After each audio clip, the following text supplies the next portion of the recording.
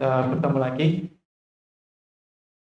Ini setelah tadi kami memberikan sedikit sambutan, kami akan mencoba mengenalkan DTT ya. Ini mewakili pengurus Departemen Teknik Elektro dan Informasi akan mencoba mengenalkan kepada adik-adik semuanya yang ini dan juga mungkin yang mengikuti secara daring atau online. Apa itu DTT, bagaimana kegiatan di sana, apa prestasi, dan juga kira-kira ke depan alumni atau mungkin kalau pekerjaan itu akan seperti apa. Nah, sebelum kita mulai, jadi ini yang belum kenal, belum tahu atau baru pertama kali dengar apa sih itu DTT. DTT adalah Departemen Teknik Elektro dan Teknologi Informasi. Ini merupakan satu departemen dari 8 departemen yang ada di Fakultas Teknik Universitas Gadjah Mada. Universitas Gadjah Mada sendiri lokasinya ada di Indonesia ya, di Yogyakarta, di Indonesia jelas Yogyakarta. Dan ini saya kasih judul menjadi mahasiswa di Jakarta. Apa sih untungnya menjadi mahasiswa Jakarta? Apakah hanya kuliah saja gitu? Nyata enggak ya. Kota Yogyakarta itu kota pendidikan yang di sana banyak institusi dan mahasiswa, pelajar sebagai daerah itu datang ke Jakarta. Dan yang kedua, Jogja karena yang terkenal sebagai kota pelajar, banyak pelajar, Anda bisa belajar mana-mana. Bahkan sekarang banyak komunitas atau disediakan juga co-working space yang Anda bisa menemukan sambil belajar, sambil ngopi gitu misalnya. Nah, Jakarta tempat yang nyaman. Selain itu juga Jogja ini terkenal dengan tempat-tempat yang heritage, jadi banyak peninggalan-peninggalan ini dan juga banyak kegiatan-kegiatan event kesenian yang adik-adik bisa nikmati ya. Itu tinggal di Yogyakarta. Kemudian kalau sudah di Yogyakarta, bagaimana rasanya itu ya menjadi mahasiswa di UGM, di Universitas Gadjah Mada ini, salah satu universitas tertua ya, tertua di dunia. Nah, kita akan melihat dulu profil singkat Universitas Gadjah Mada. Jadi Mada sesuai dengan namanya universitas. Nah, di sana ada fakultas, ada beberapa fakultas. Tepatnya ada 18 fakultas dan ada satu sekolah vokasi dan ada satu sekolah pasca sarjana yang ilmu tepatnya. Kemudian di dalam fakultas tersebut, sekolah tersebut itu ada 256 program studi. Nah, di DTT ini antaranya itu ada 6 ya, 6 program studi. Kalau ada 206 ya, antaranya itu departemen. Dan juga ada program double degree. Double degree kalau lulus tahapnya bisa 2. Saya kerjasama dengan partner universitas luar negeri ya khusus. Kemudian UGM sendiri alhamdulillah ini juga tahun 2022 yang barusan dirilis di World University, ini peringkat dunianya 221 dunia, artinya di antara universitas-universitas di dunia. UGM ini peringkat 131. Indonesia ini World University Ranking baru. Dan dari hasil survei yang lain sebutkan ini ranking ini peringkat di Asia, universitas di Asia itu peringkat 26 dan peringkat di Asia nomor 2. Nah, beda ini ya, karena tergantung dari siapa yang mensurvei. Tapi intinya 1, 2 biasanya balik antara itu 1, 2 atau 3 gitu kan. Kalau nggak 1 ya 2. Jadi dan UGM cukup bergaining posisinya cukup tinggi kalau memilih ya di. Kemudian apalagi yang ditawarkan di UGM, kenapa harus kuliah di UGM itu ya. Nah ini adik-adik nanti yang bergabung di UGM ini bisa menikmati beberapa fasilitas. Yang pertama, kita atau UGM punya bis listrik yang itu muter di UGM. Jadi kalau mau kosnya di sebelah barat jalan, UGM ini ada dua lokasi ya. Sebelah barat jalan Kaliurang gitu kan ya. Satunya di sebelah jalan Kaliurang. Misalnya Anda mau mobilitas itu bisa menggunakan bis listrik. Dan yang belum tahu mungkin areanya sangat besar, area sangat luas UGM itu, sehingga listrik yang itu menjadi alternatif transportasi di dengan UGM, internal UGM ini menjadi sangat nyaman. Mau tinggal di mana, mau parkir di mana, mau berkunjung ke Taman Pusat misalnya, yang Rektorat Selatan Rektorat menggunakan. Kemudian yang kedua juga ada perpustakaan, ini koleksinya juga lengkap, referensi koleksi-koleksi langka itu juga perpustakaan. Kemudian untuk kesehatan, kan ini juga menjadi satu faktor penting.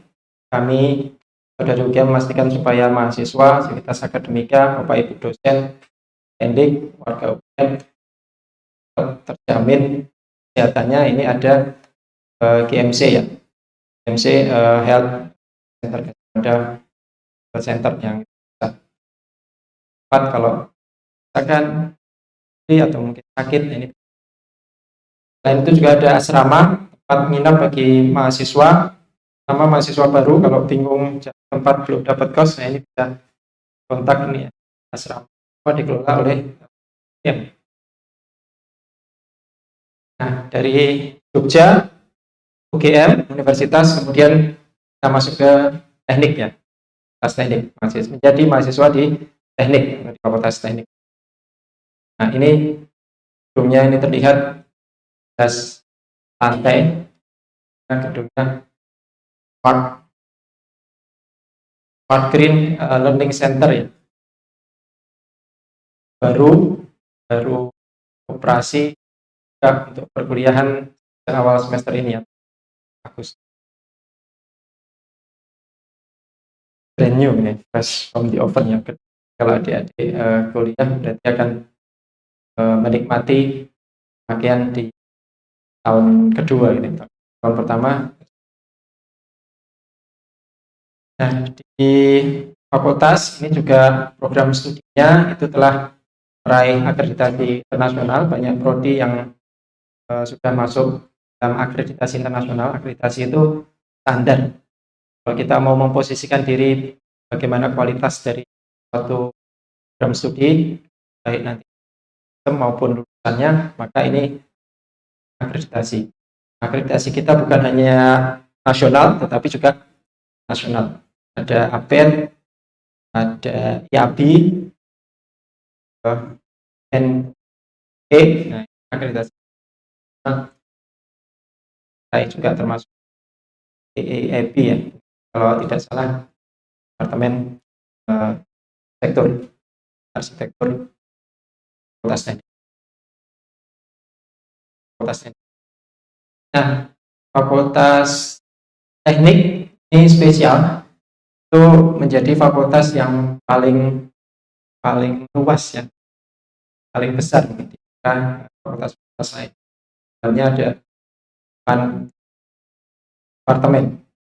Kalau di tempat lain ya bisa jadi 8 departemen ini levelnya setara dengan fakultas mungkin ya, administrasi yang dekat. Pas Pak Dekan ya Pak. Ada 8 departemen di fakultas teknik. 8 departemen ini 27 program studi. Di TETI itu ada 6 program studi antara atau 27 program. Dan ada 14 master program, ada 6 international program, 8 PhD program, 2 professional program, 8 interdisciplinary research team, ada 67 lab, ada 71 research. Nah, satu cakupan yang luas. Dan dari sisi partner ya, ini partnership di area kita gandeng atau banyak partner di sini. Bisa dilihat yang di sebelah kanan itu di industri yang partner dari Fakultas Teknik, ada tempat kita di ada Honeywell, dan ada Leader, dan ada Pertamina, Telkom Indonesia. Kalau dilihat partner dari departemen yang kita juga PLN, Rolls-Royce itu juga partner. Nah, kemudian yang dari institusi ada dari banyak ya kementerian yang itu partner Fakultas Teknik. Food apa? BRIN ya namanya, BRIN ya sekarang. Prediktif. Lain-lain. Nah, ini gedung utama yang di Fakultas Teknik yang saya sebutkan. Yang di sebelah sana itu ada ini perpustakaan. Yang ini tadi yang saya sebutkan di awal, SGLC namanya, Smart Green Learning Center, bangunan dengan desain ramah lingkungan yang memfasilitasi ruang kelas mahasiswa se-Fakultas Teknik. Jadi itu mahasiswanya total 19, satu departemen.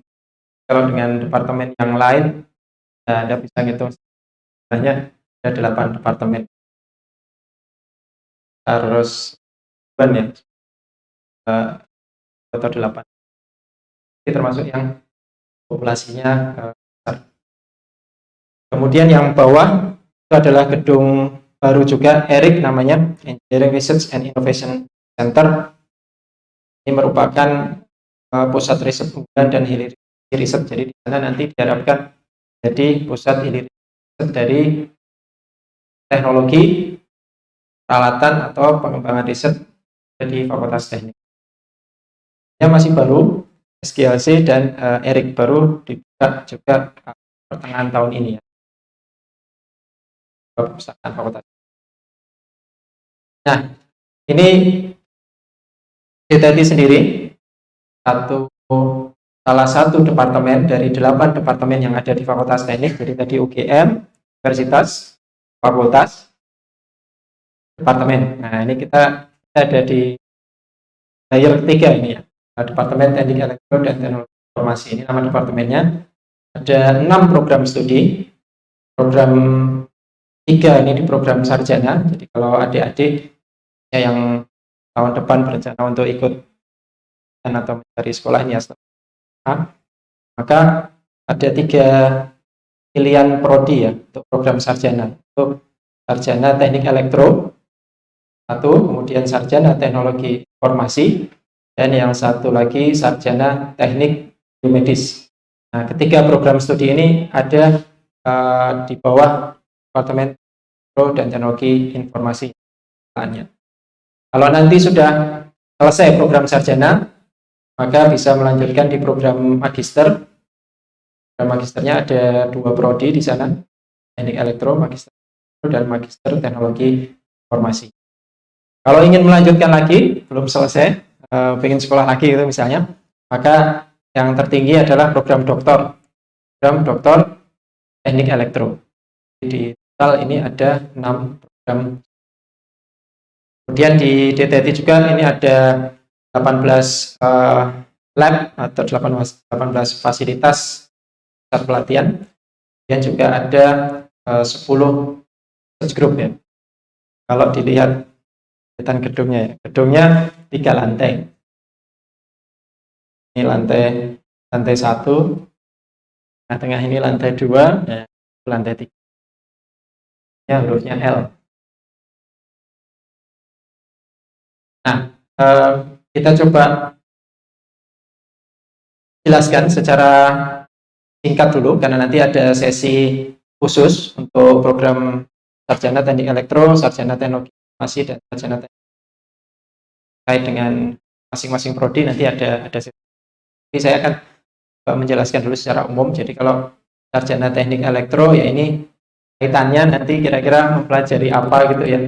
Nah itu sana bisa adik-adik nanti terkait dengan tenaga atau tenaga listrik, dan juga bisa belajar tentang teknik penggunaan isyarat dan medis. Kemudian juga bisa belajar juga teknik instrumentasi kendali atau telekomunikasi yang tertarik dari komunikasi, atau belajar tentang teknik komputer engineering ya. Itu masuk bisa bergabung di program saja. Kemudian bagi yang ingin belajar, saya ingin ini misalnya rekayasa perangkat lunak, rekayasa sistem komputer, atau rekayasa sistem informasi gitu kan, yang sekarang sedang tren ini. Sistem informasi, perangkat lunak, bikin hardware, software dan sistem komputernya. Nah ini bisa bergabung di program sarjana teknik teknologi informasi. Kemudian untuk yang biomedis, nah ini yang paling baru, ini dari sisi dibandingkan dengan saudara tuanya, jadi yang sana teknik elektro ini yang paling tua. Kemudian yang tengah-tengah teknologi informasi ini lahir kemudian. Nah ini yang newborn tahun 2019 baru dibuka, jadi belum punya lulusan. Makanya akreditasinya B ya. Tahun nanti kalau sudah ada lulusan bisa menyusul saudara tuanya, itu kriteria full, bahkan sudah masuk akreditasi internasional. Jadi insya Allah nggak ada masalah, hanya masalah menunggu waktu saja supaya bisa masuk akreditasi internasional. Karena program studi baru tidak bisa otomatis full itu ya. Kemudian yang program magister ini juga masih sama, kurang lebih sama. Akreditasinya juga alhamdulillah ini akreditasi A, ada full. Iya. Nah ini kita akan coba lihat fasilitas-fasilitas yang ada di DTT, Departemen Teknik Elektro dan Teknologi Informasi, dan juga kerjasamanya apa saja. Itu salah satu contoh peralatan yang ada di lab. Ini kolaborasi dengan partner ya, dan yang itu bisa support.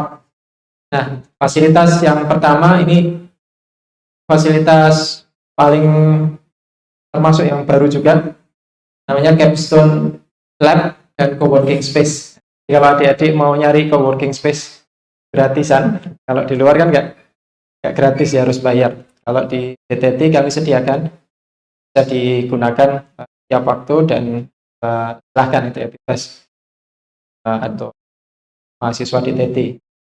Bentuknya seperti kontainer ya, itu aslinya kontainer tapi dimodifikasi sehingga menjadi satu yang nyaman lah untuk belajar, untuk meneliti atau berdiskusi. Ini fasilitas yang lain, lab-lab ya yang ada di DTT. Ada paling kanan, paling kiri atas kalau ada. Itu teknik lab teknik elektro dasar. Dan yang ini ada lab teknik tenaga listrik. Tadi fasilitas pendukung di program. Kemudian ada lab informatika dan komputer, ini yang mendukung program sarjana teknologi informasi. Ada lab elektronika dasar, lab teknik tegangan tinggi.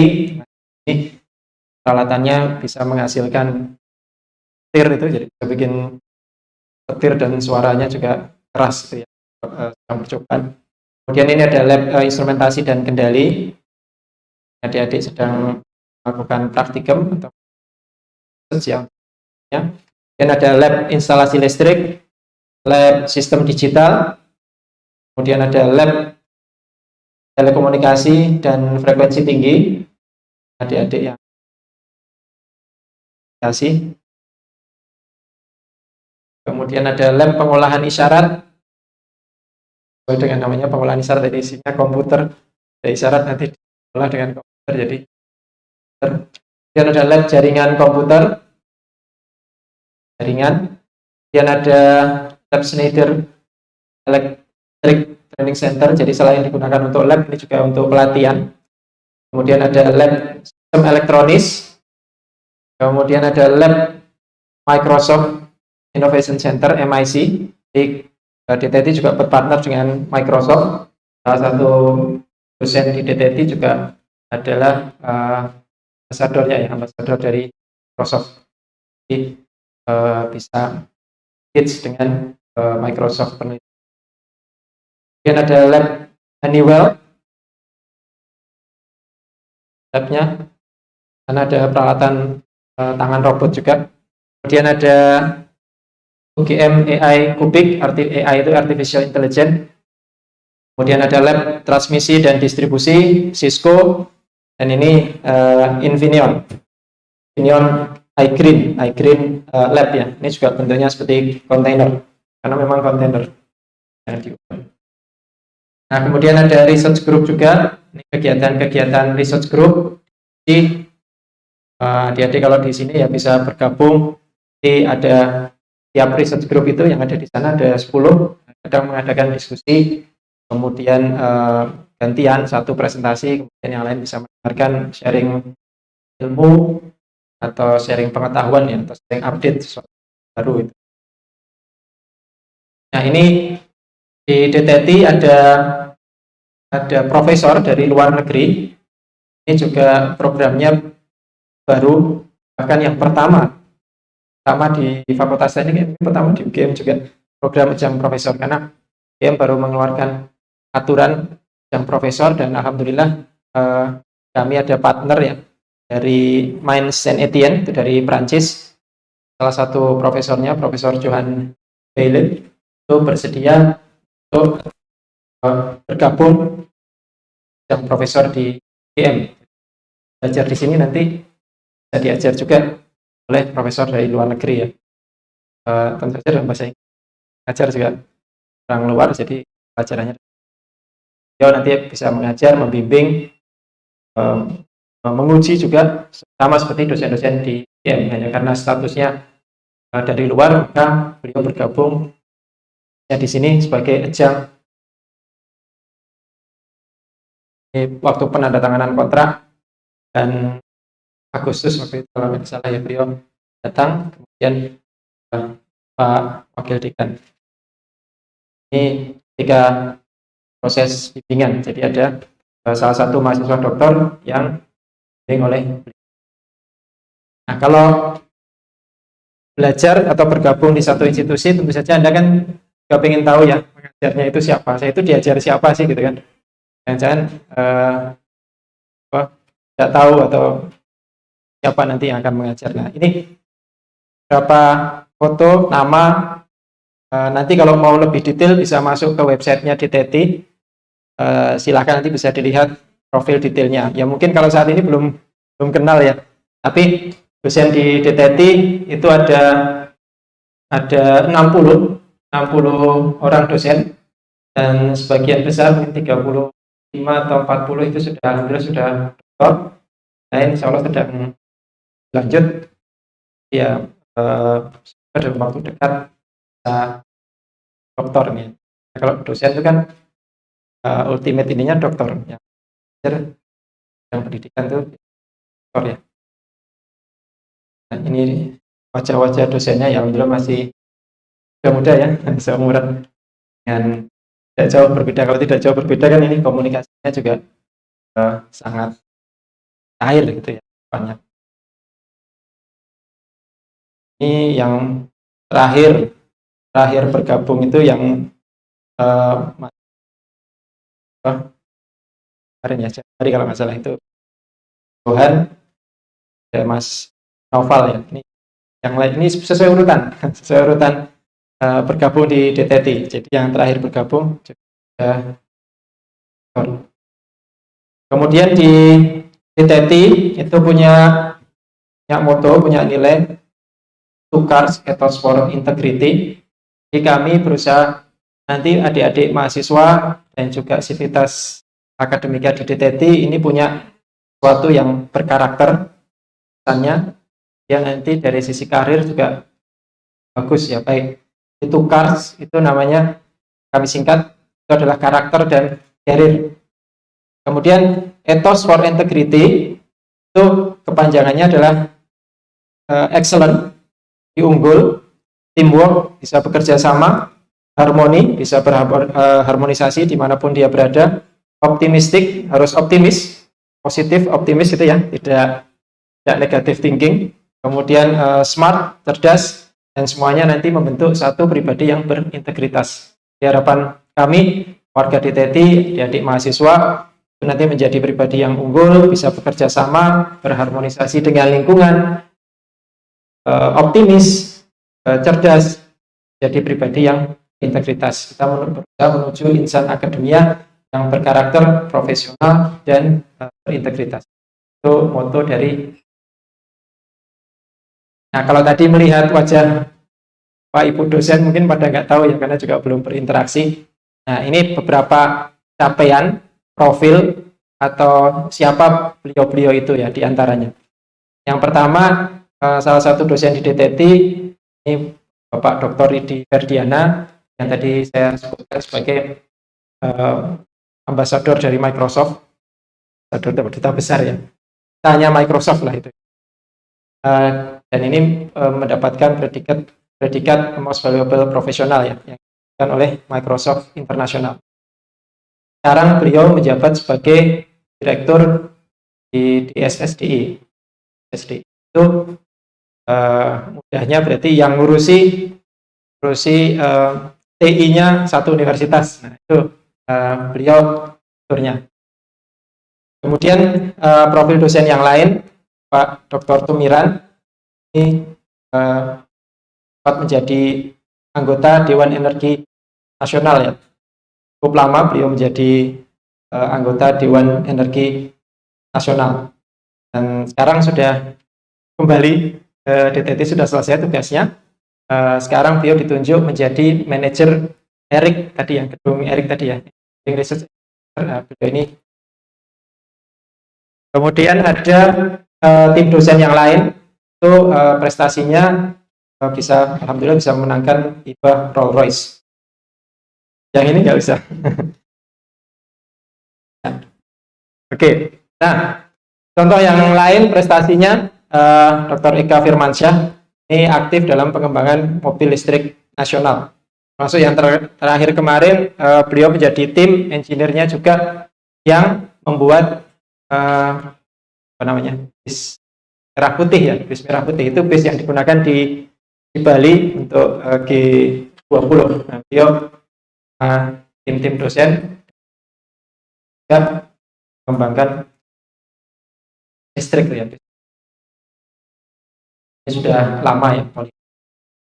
Prestasi dosen yang lain itu Dr. Roni Irnawan, ini waktu studi doktornya itu tesisnya termasuk yang terbaik. Kemudian juga ini berapa orang itu ya? 11 orang dosen, ini 11 orang dosen di DTETI masuk dalam kategori 500 peneliti terbaik versi Sinta. Di Sinta itu database dosen seluruh Indonesia yang di sana menilai dengan beberapa kriteria. Mereka punya sistem perankingan. Nah, ini alhamdulillah ada 11 orang dosen DTETI itu yang masuk dalam 500 peneliti terbaik seluruh Indonesia gitu. Kemudian ada Prof. Adi Susanto rahimahullah ini. Beliau mendapatkan anugerah dari UGM melalui pengembangan teknologi gameltron. Gameltron itu gamelan elektronik. Ini partner industri, instansi pemerintah yang selama ini dijalin oleh DTETI.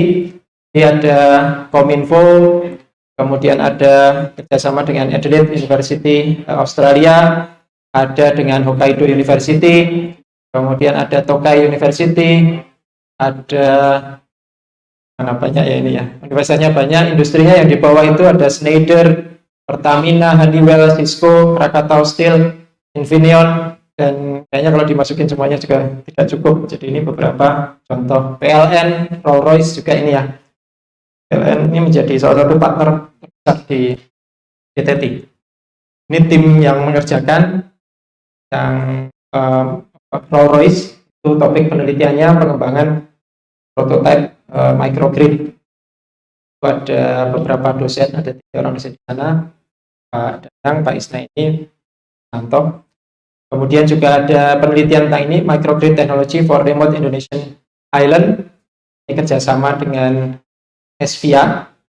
SVIA itu mastering engineering focusing on isolated area, itu skemanya ya. Kerjasama dengan luar negeri juga.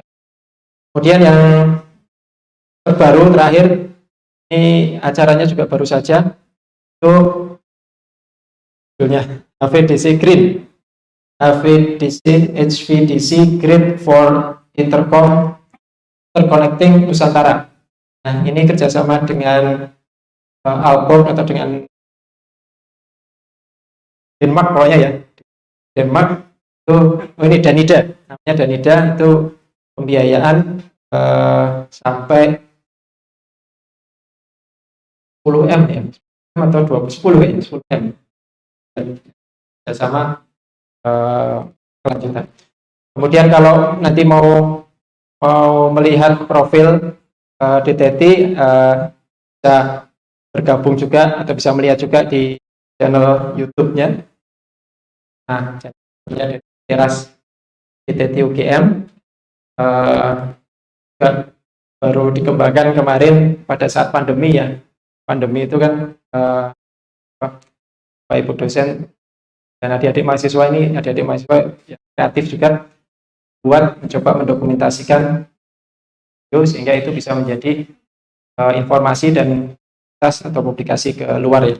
Ada yang mengapa kuliah di TETI, waktu itu kami yang menyampaikan. Kemudian ada Pak Eka, Dr. Eka Firmansyah, itu seperti apa mobil listrik di masa depan. Kemudian ada Dr. Lukito Edi Nugroho, itu berbicara tentang government sampai multiverse baru. Kemudian juga Dr. Sri Suning Kusumawardani, ini bicara tentang kuliah di TI, apa bisa jadi hacker ya. Akan Anda melihat sendiri. Ini prestasi-prestasi adik-adik mahasiswa. Saya sampai jam berapa ini? Oh, diingatkan. Oh, 5 menit ya, oke. Ini prestasi adik-adik. Jadi kalau kuliah tidak hanya di bangku kuliah saja, ikut kuliah, ngerjain PR, ngerjain tugas, selesai, pulang, nanti besoknya kuliah lagi enggak ya. Adik-adik mahasiswa itu bisa mengembangkan dirinya, berkolaborasi, berprestasi, baik tingkat nasional ataupun internasional. Ini contohnya, jadi prestasi mahasiswa ini bisa juara 1 kategori prototipe kelas bateri elektrik nih, perlombaan ini ya. Dan di perlombaan juga kompetisi itu sempat sampai juara 2 sama tim Smart UGM dalam Shell Eco Marathon 2002. Ini baru berarti ini. Ada 4 mahasiswa dari teknik elektro yang bergabung dalam tim Smart UGM. Nah, ini juga dalam kontes robot Indonesia Nasional 2022, juara 1 kontes robot tari Indonesia. Dan ada 3 anggota tim Alpha gitu. Dari teknik biomedis, ada 2 dari teknik elektro. Kemudian juga juara 1 ini di Innovative Technology Competition Informatik Festival 2022, mahasiswa-mahasiswa dari teknologi informasi. Kemudian juara lagi, alhamdulillah ini juara 1, prestasinya baru-baru semua 2022 berarti. Sana tim Tetigraf ya, ada dari mahasiswa teknologi informasi.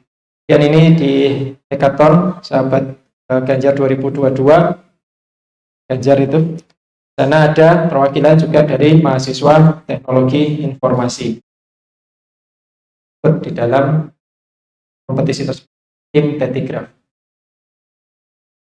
Nah, selain perlombaan, kegiatan adik-adik, kalau kuliah nanti dengan Pak Kaprodi, kami mencoba menyajikan sisi lainnya, kegiatan mahasiswa.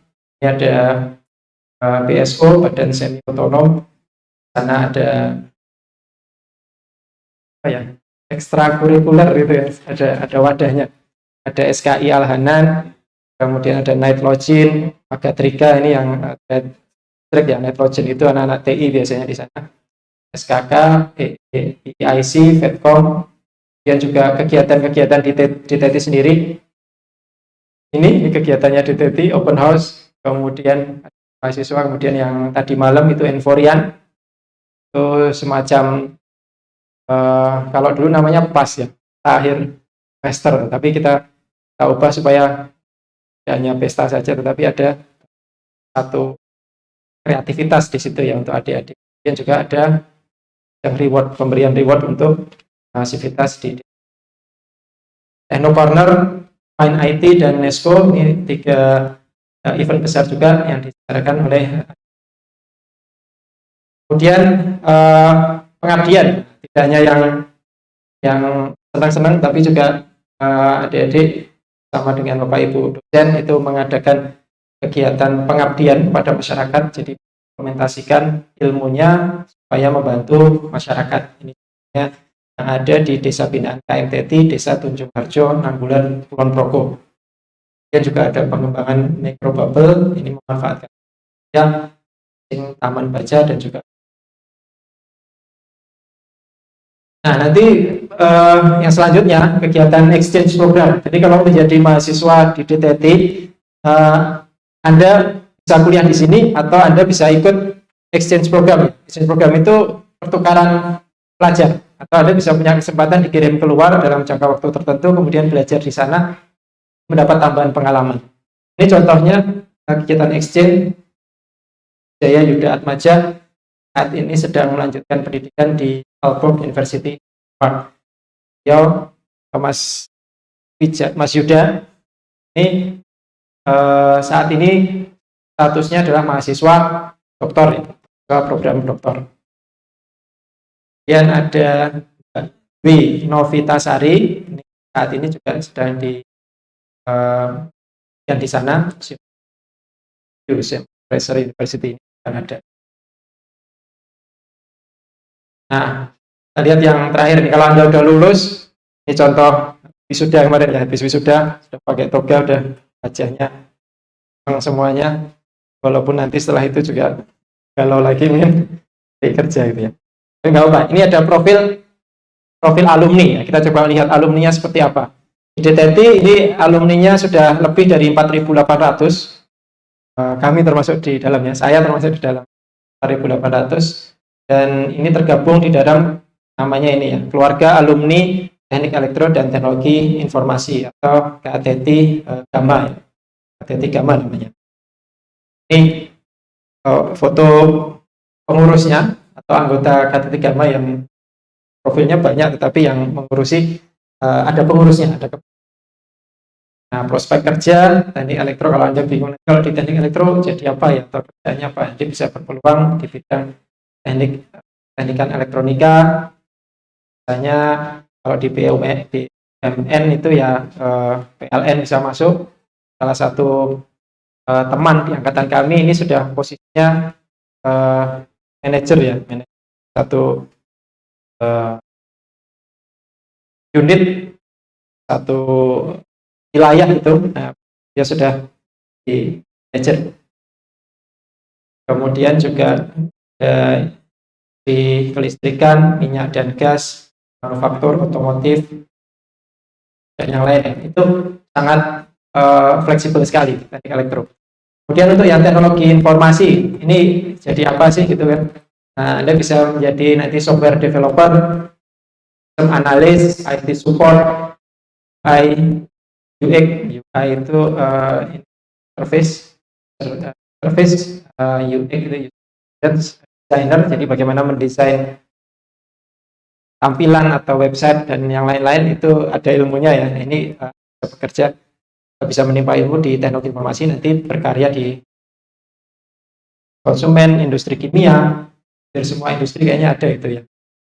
Apalagi sekarang namanya artificial intelligence ini TI kan sekali. Ampun mungkin bisa. Teknik biomedis ini masih relatif baru. Kalau di Indonesia juga termasuk baru. Kira-kira di sana apa ya? Ini industri yang dekat ini dengan industri kesehatan. Saat ini rumah sakit itu perlu engineer. Dan juga nanti laboratorium klinik atau nanti bekerja di industri instrumentasi biomedis. Sekarang apalagi coba dikembangkan peralatan-peralatan biomedis yang itu buatan dalam negeri ya.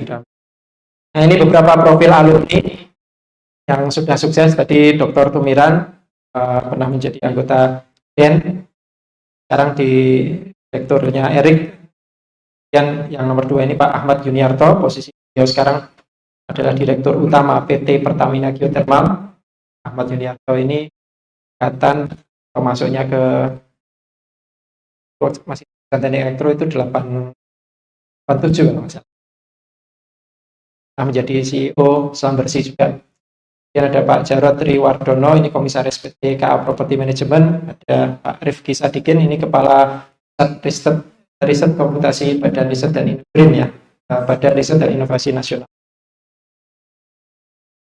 Ini Pak Agus Cahyono, Direktur Komersial PT Pasifik Nusantara. Kemudian ada Pak Toga, CEO Telkom. Kita juga punya eksekutif VIP di ini PT PLN. Kemudian juga CEO Jalateh, Liris Maduning Tias.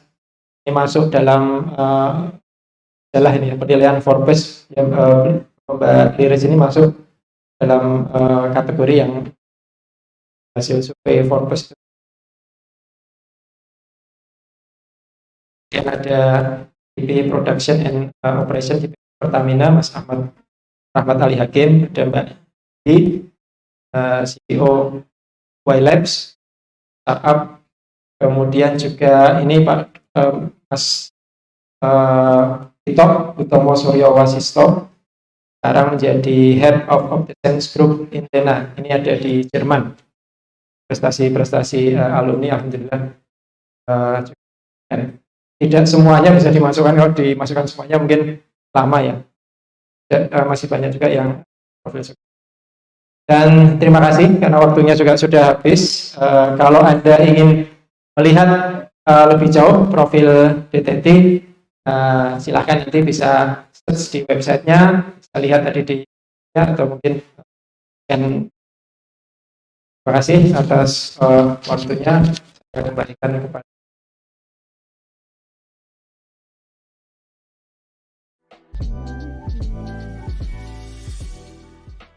ya. Saya melanjutkan Pak Kadop tadi menyampaikan ya sedikit lebih detail tentang teknik elektro.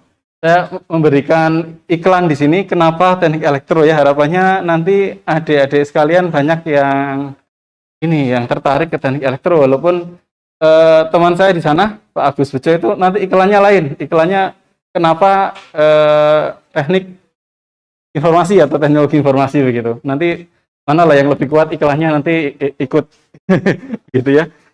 Ini pertama tentang kenapa teknik elektro. Pertama adalah akreditasi. Ya, jadi kita diakreditasi internasional. Sebenarnya yang mendapatkan akreditasi internasional selain teknik elektro juga teknik teknologi informasi. Kita diakreditasi internasional 2, ABET dengan IABI, dan kita mendapatkan unggul dari BNPT. Mungkin untuk diketahui adik-adik semua ya, akreditasi ABET itu adalah akreditasi yang juga berlaku di universitas yang menjalankan engineering program di mana di Amerika. Ya, jadi kita secara substansial itu ekuivalen dengan prodi teknik elektro yang di US begitu ya. Ya, yang sama-sama diakreditasi oleh abet ya. Contohnya adalah Berkeley. Ya, Berkeley itu diakreditasi oleh abet begitu. Ya, jadi harapan kita nanti setelah adik-adik masuk dan lulus, maka mendapatkan pengakuan yang tidak kalah mana di luar. Itu ditunjukkan tadi oleh Pak Kadep tadi, banyak alumni kita juga yang bekerja di luar ya. Ada yang di Jerman, bahkan ada yang jadi yang terbaru ini ada yang jadi asisten profesor ya di Colorado ya, di Colorado. Dan masih banyak lagi. Bahkan ada yang nggak balik-balik ya. Udah lupa bahasa Indonesia juga ada. Nah, itu dia. Saya ingin menunjukkan beberapa orang yang sudah meninggal. Ya, ya kenapa teknik elektro? Jawabannya adalah kita membentuk dunia dari dulu, dari zaman dulu, zaman dulu kala sampai sekarang. Electrical engineer itu sangat besar perannya dalam dalam for the mankind begitu ya, untuk kesejahteraan umat manusia. Hampir semuanya tahu di sini ya, Tesla misalkan atau Edison. Ya, tanpa Edison kita mungkin masih pakai lampu sentir, lampu sentir ya gitulah, lampu minyak. Oke. Juga ada yang lain, ada Graham Bell misalkan. Juga mungkin beberapa kalian nggak tahu, tapi diantara yang ada di sini itu sangat penting saat ini. Mungkin ada yang tahu John Braden itu menemukan apa? Transistor. Ya, transistor. Ya, tanpa transistor kita nggak punya handphone, nggak punya gadget kita ya, nggak ada komputer. Ya, nggak ada mic ini. Ya, ini banyak transistornya ya. Ya, dan lebih banyak lagi, nggak ada mikroprosesor, nggak ada mobil karena setiap mobil ada mikroprosesornya. Ya, juga mungkin yang juga tidak kalah penting itu yang ini, yang Pak Kalman ini belum lama meninggalnya, 2016. Ya 86 tahun kalau nggak salah, ya 86 tahun. Kalman mungkin baru dengar ya. Tapi Kalman adalah electrical engineer. Dia menemukan apa? Ya, menemukan yang salah satu penemuan yang terpenting sampai sehingga saat ini, yang dikenal dengan nama Kalman filter. Tanpa Kalman filter, kita nggak punya, ya balik lagi nggak punya handphone. Di handphone kita itu paling nggak ada sensor jumlahnya 10 paling tidak. Ya, ada 10 sensor. Ya, sensor itu akan dibaca, salah satunya adalah GPS ya. Kalau kita pakai GPS, maka kita tahu kita di mana dan bahkan orang lain di mana begitu ya. Di mana bisa kita ketahui bahwa saya sekarang di DTT dengan Kalman, gitu ya. Di setiap mesin cuci, kalau kita di rumah, setiap AC, televisi, apa saja, itu ada Kalman filternya. Ya, Kalman filter adalah algoritma yang sangat efisien. Dia bisa ditanamkan dengan beberapa baris kode begitu ya. Kalau kita ngoding, tadi dia sangat ya dari ada istilah namanya komputasi begitu. Dia sangat efisien secara komputasi. Ya. Dan di semua alat yang kita kenal, hampir semua itu ada Kalman filter. Ya, itu engineer, electrical engineer in the past. Itu pas. Sekarang bagaimana? Ini dia yang sekarang. Ya, ada yang tahu Nadella, Satya Nadella? Baru dengar. Tapi itu sangat penting ya. Kalau kita punya PC, punya laptop, maka semua tahu apa? Microsoft Office ya, Microsoft Windows. Nah, itu dari mana? Microsoft. Ya, jadi CEO-nya Microsoft adalah Nadella. Dan dia adalah electrical engineer. Lahir di mana? Di India. Ya, dia dari S1 sampai next degree-nya itu di India. Ya, dan dia hijrah ke Amerika dan menjadi CEO dari Microsoft. Elon Musk, ya mungkin dia bukan electrical engineer initially background-nya, tapi semua bisnisnya itu sangat dekat dengan electrical engineering. Contohnya apa? Tesla. Apalagi yang lain? SpaceX, ya SpaceX itu penuh dengan apa namanya peran electrical engineer. Tanpa electrical engineer SpaceX nggak bisa terbang. Apalagi yang lain, satelit ya, Starlink namanya. Ya, tanpa Starlink kita nggak bisa tahu keadaan di negeri yang perang sekarang di mana, di Ukraina. Ya, Ukraina tetap bisa net orang, tetap bisa terkoneksi ke internet. Karena apa? Karena dibukakan Starlink oleh Elon ya. Oke, dan dia baru beli Twitter kok. Zuckerberg, backgroundnya electrical. Bloomberg, kalau tahu Bloomberg, kalau kita lihat ini ada berita, ada saluran televisi begitu ya, yang isinya bisnis itu, ya itu dari Michael Bloomberg, yang dia adalah electrical engineer, dan bahkan Jeff Bezos ya. Jeff Bezos bahkan backgroundnya adalah electrical engineer. Oke, jadi dari dulu sampai sekarang electrical engineer itu ada. Ya, cuma ada yang ini kurang di sini, yaitu apa? Nggak ada orang Indonesianya, nggak ada.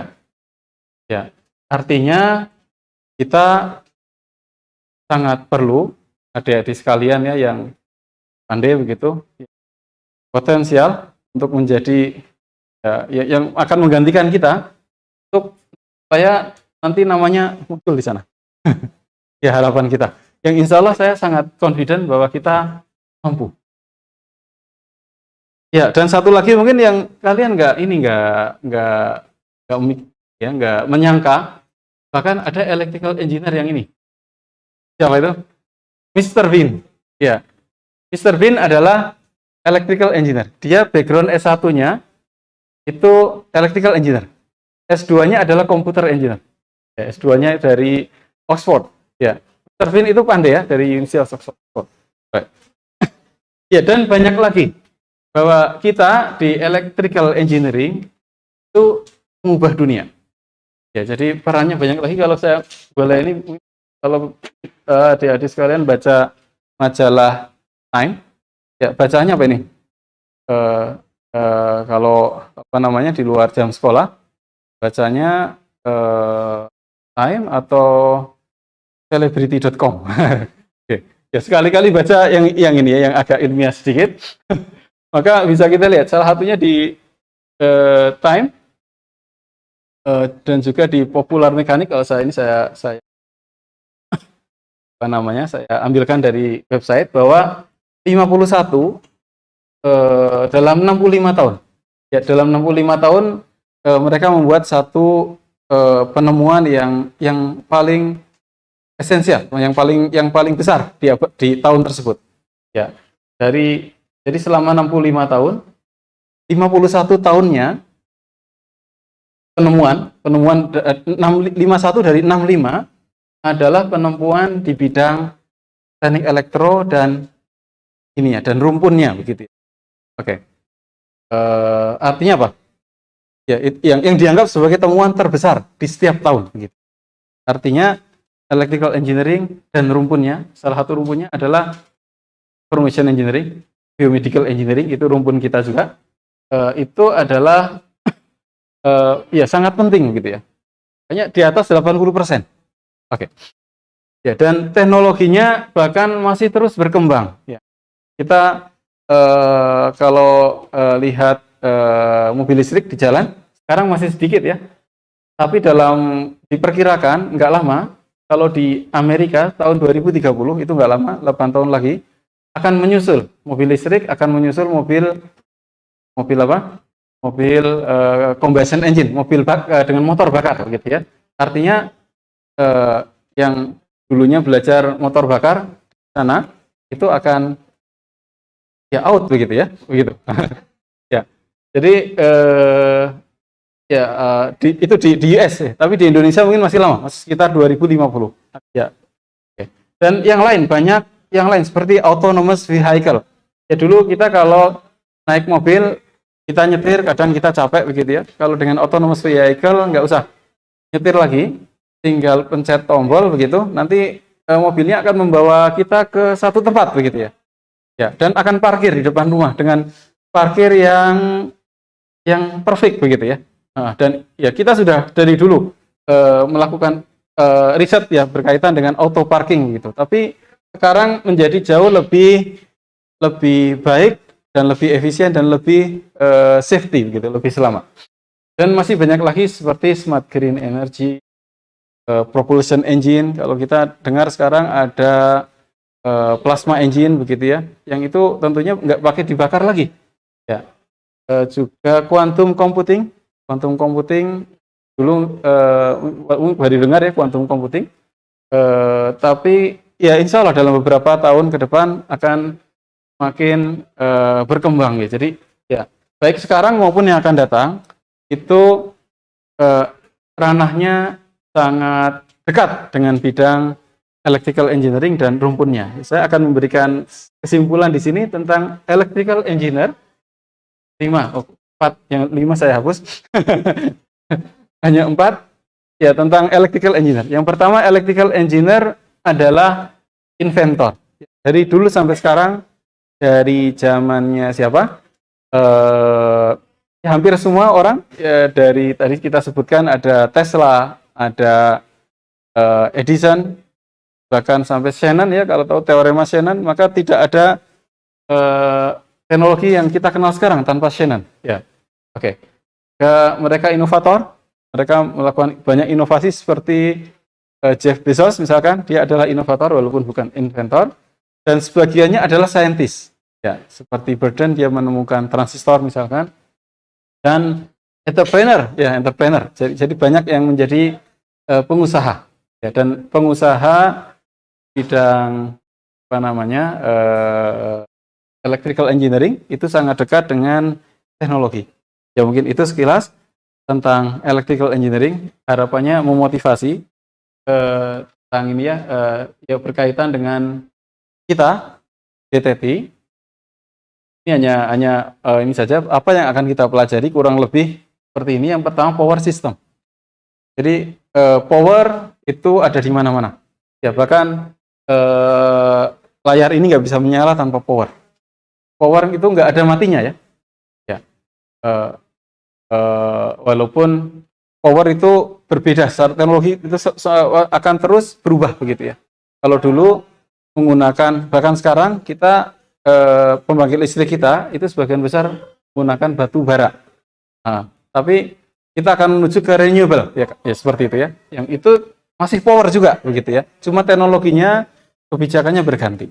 Ya, maka kita perlu belajar tentang power system. Salah satu yang penting diantaranya adalah tentang grid. Ya, kalau kita pernah dengar grid, yang di sana ada smart grid. Salah satunya adalah bagaimana cara ini, contohnya photovoltaik. Ya, ini solar cell. Kita bekerja sama dengan baik bersama ini misalkan, ya apa namanya pembangkit listrik yang menggunakan fosil. Ya, terus yang juga kita pelajari kemungkinan yang juga akan kita pelajari adalah telekomunikasi. Telekomunikasi itu mendekatkan yang jauh, ya, bukan menjauhkan yang dekat ya. Kalau gadget beda, telekomunikasi mendekatkan yang jauh. Kalau gadget menjauhkan yang dekat. Kenapa? Karena kita ngobrol sama teman kita lewat gadget begitu ya. Padahal teman kita di sebelah begitu. Oke, wait. Ya, kita akan belajar ini. Ada cukup banyak, kalau nggak salah di atas 6 SKS ya, berkaitan dengan telekomunikasi. Terus juga electrical engineering in the industry. Ya, kita akan belajar banyak hal, ada robotik, ada control system, automation, dan lain-lain. Ya. Juga mikroelektronik. Ya, mikroelektronik itu kalau kita tahu IC, maka salah satu bentuknya adalah ya itulah mikroelektronik begitu ya. Ya, kalau kita lihat mikroelektronik itu perkembangannya, ini skalanya logaritmik, ya, skalanya tahun ke atas skalanya logaritmik ya. Jadi ada satu teorema namanya teorema Moore, hukum Moore, bahwa jumlah komponen elektronik itu naik secara, ya tahu eksponensial nggak ya? Eksponensial. Ya, jadi dia fungsinya eksponensial. Jadi setiap tahun naik 2 kali. Kalau setiap 2 tahun naik 4 kali. Setiap 4 tahun naik berapa? Ya, jadi 2 pangkat N begitu ya. Kalau jadi naiknya begini. Ya, sangat cepat. Ya, itu yang membedakan ranah kita dengan mungkin ranah di disiplin yang lain. Yang mungkin kalau kenaikan ini secara teknologi mungkin hanya linear saja. Tapi di bidang kita, kalau linear kita akan ketinggalan begitu ya. Jadi sangat cepat berubahnya. Komputer sistem kita belajar komputer network, controller, mikroprosesor, bahkan ada praktikum nyolder. Ya, kalian diajari nyolder ya. Ya, Putri juga harus nyolder. Ya, mahasiswa-mahasiswi harus bisa nyolder. Oke. Juga smart system ini belajar ini ya nanti akan lebih banyak di TI, teknologi informasi, tapi di TE kita juga belajar learning IoT walaupun itu hanya mata kuliah pilihan begitu ya. Ke electric vehicle kalian belajar tentang motor, tentang apa namanya? Tentang power elektronik begitu ya. Dan juga banyak lagi. Ya, ada banyak lagi yang dipelajari di teknik elektro ya. Kita enggak ini hanya ilustrasi ya. Ya, ini hanya ilustrasi bahwa di satu pesawat terbang itu isinya elektro semua ya. Banyak contohnya power elektronik, terus kita punya flight control, punya navigation system dan yang lain. Ada di sini mungkin kalau adik-adik curious bisa mengakses ini website kita sarjana CTT/UGM/ACID /bla bla, ada dokumen ini panduan akademik. Ya, jadi kita tuliskan semuanya di sana untuk 3 prodi. Ya. Buka saja sarjana.ctt/UGM/ACID, coba kalian berselancar di sana, maka di menu akademik akan mendapatkan yang ini. Ya, mungkin itu ini di prodi sarjana yang apa namanya yang mengampu saya dengan Pak Ali, Pak Husni Rois Ali. Saya bidangnya robotik, beliau di power system, ya, dynamic. Mungkin itu, ini sekilas tentang kurikulum. Kita mencoba ini melihat tren di masa depan dan mendesain kurikulum TE. Kurikulum itu nanti pas kalian masuk apa yang dipelajari begitu ya. Kurang lebih kayak gini. Pelajari ada fundamental, matematika, dan IPA. Oke, jadi itu nggak bisa dilepaskan. Engineering pasti perlu matematika dan IPA. Kalau nggak suka matematika dan IPA, maka ya sebaiknya don't come in begitu ya. Ya, itu syarat wajib. Nah, kita punya 32 SKS, matematika dan IPA. Artinya apa? Satu semester maksimal 24 SKS. Artinya perlu 1 tahun untuk menyelesaikan matematika dan IPA.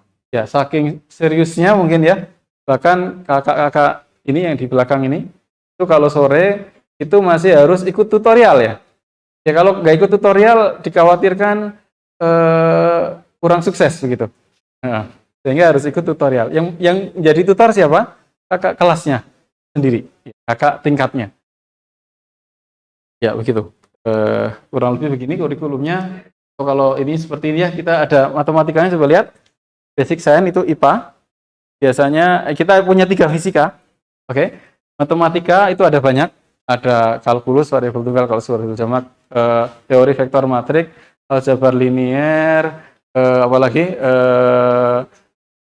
apa namanya kompleks variabel, terus ada probabilitas, statistik ada, discrete matematik ada banyak ya.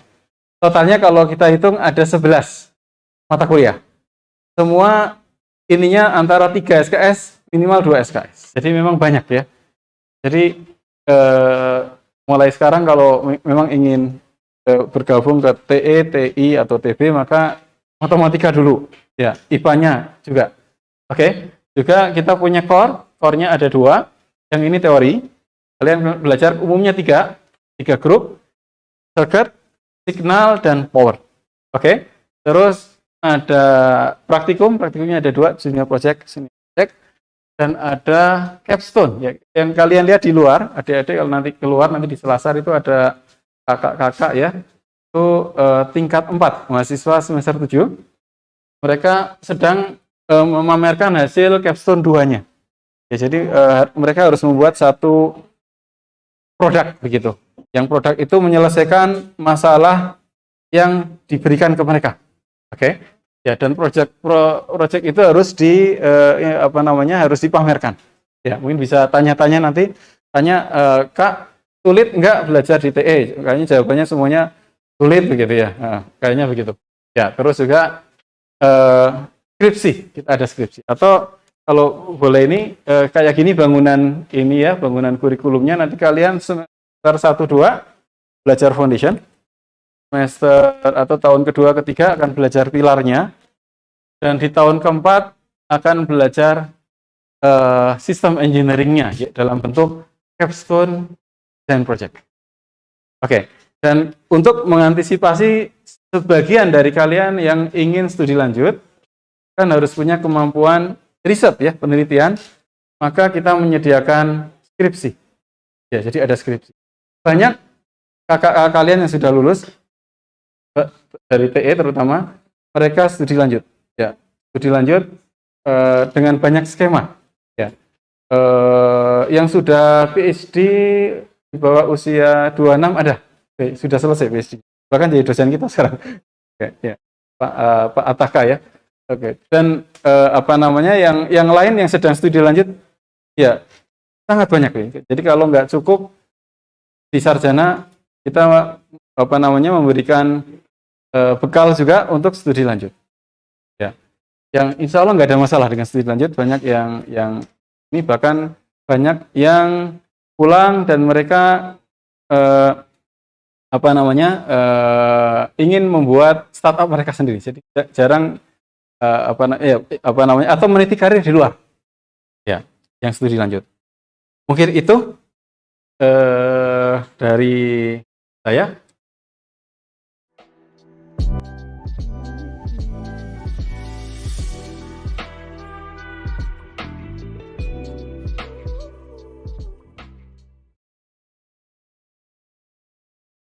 Selamat pagi yang prodi kedua ya, tadi sudah dikenalkan prodi teknik elektro.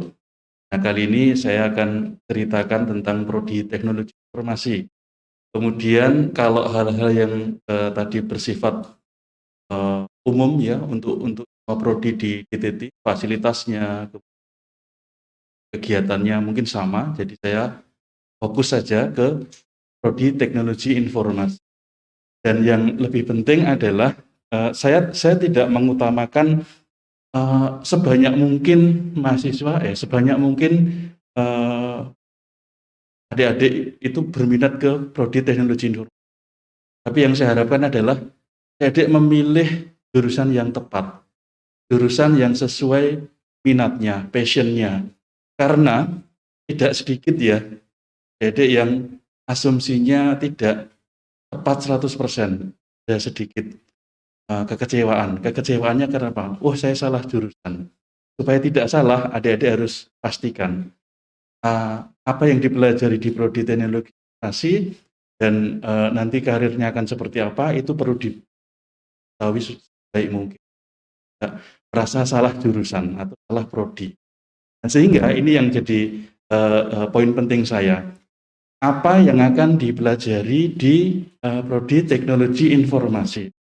Jangan sampai ya, nanti muncul seperti ini. Pas keterima senang ya, tapi baru seminggu sebulan masuk terus kecewa. Kecewanya, ternyata belajarnya bukan itu gitu ya. Ada satu kejadian dan ini betul terjadi.